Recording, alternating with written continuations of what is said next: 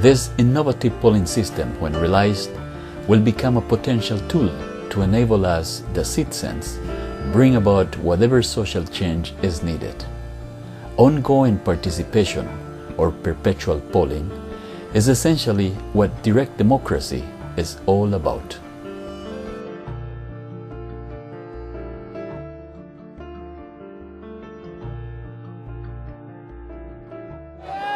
Welcome to the Coalition for a Better British Columbia Rally, a Better BC Rally. My name is Jim Byrnes, and we're so glad you could come out today. Thank you. You know, we are standing today on traditional Musqueam territory, and our first speaker is an elder from the Musqueam First Nation. Please welcome Gerri Sparrow. I'm Gerri Sparrow. My traditional name is Salsimia. They've asked me to say a short prayer, so for those that can, please stand. Creator, help us work together to restore funding.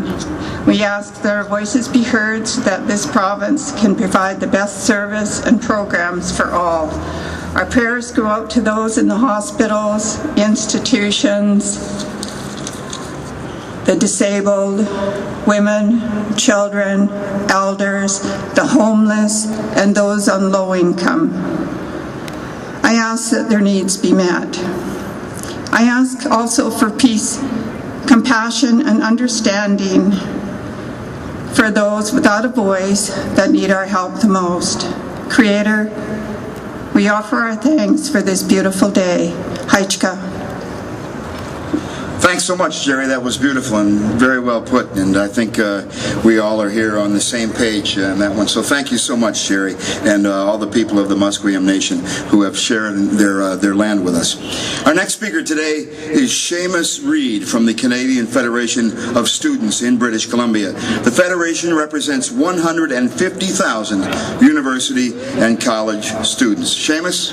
As Jim said, my name is Shamus Reid. I'm the chairperson of the Canadian Federation of Students BC. And we've got lots of students joining us in the crowd today. But on behalf of those of us who have final exams today, on behalf of those of us who would be here but have to take every single work shift available to avoid overwhelming student debt, and on behalf of those of our 150,000 members who attend university or college outside of Metro Vancouver, I say thank you for being here today. Thank you for being here today, because it has never been harder to be a student from a modest income family in the province of British Columbia. In the last few years, the post-secondary education system has been faced with overwhelming challenges. In 2002, big corporations got a $1 billion tax break, while we saw our tuition fees deregulated. This tax, called tuition fees, has more than doubled since 2002, and while tuition fees skyrocketed, student aid plummeted. By the time of the last provincial election, we had gone from having one of the best grants programs in the country to living in a province that provides the least amount of non-repayable financial aid in Canada, a full 60% below the national average. And that's not even the worst part. Students were promised in writing in the last election campaign that funding for student aid would be maintained. And in the 11 months since that election, student aid has been cut by another 28%. And we were sold a line on quality too.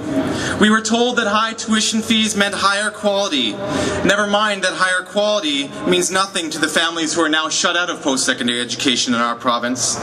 But of course, our class sizes keep getting larger, our TAs keep getting fewer and more stretched for time, our tutorials, lab sessions, and even classes keep getting cancelled for lack of resources. And students carrying record high levels of student debt are now forced to miss classes to take an extra work shift, or fall asleep at the back of the class because they worked the night shift just hours earlier.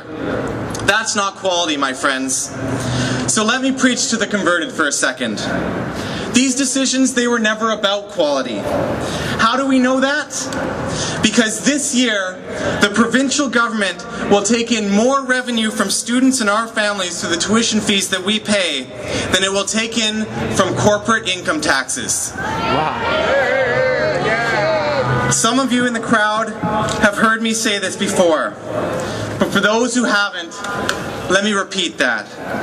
User fees for public education are being jacked up in our province so that the provincial government can give a handout to big business. Shame on them! Friends, these decisions were never about quality.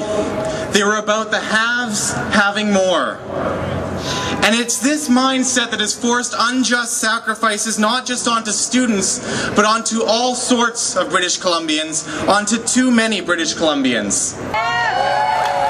And when we see a student drop out of school to pay the bills, we don't say that's a student problem. We say that is a problem for all of us here in British Columbia. That, my friends, is the mindset of a better BC. A BC that is caring, compassionate, inclusive, and driven by a sense of community. The Coalition to Build a Better BC, through it we have the strength, the vision, the momentum, and the diversity to come together and to hold our politicians accountable to create a province for all British Columbians. So on this gorgeous Vancouver day, I've already rolled up my sleeves because it's too hot, and I'm looking forward to getting to work with each and every one of you to build a better British Columbia. Thank you very much.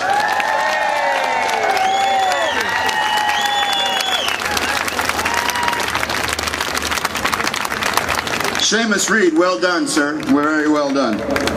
Our next speaker is Adrienne Montani from the Child and Youth Advocacy Coalition, First Call, BC. First Call brings together over 90 groups that support children and youth in communities all across our beautiful province. Adrienne? Thank you, Jim. Good morning, good afternoon, everyone. Well, here we are again on a beautiful day, standing up for the kind of society that we want and we need. On and off since, well, at least 2002, First Call, BC Child and Youth Advocacy Coalition, and all of our partners, and many of you here in the audience today, have been rallying against cuts to the social services and the programs that should be in place to support children and families and youth in this province.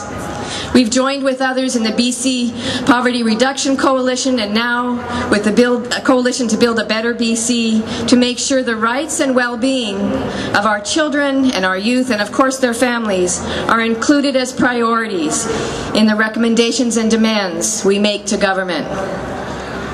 We want the promises that BC made when they signed the UN Convention on the Rights of the Child decades ago. We want those kept.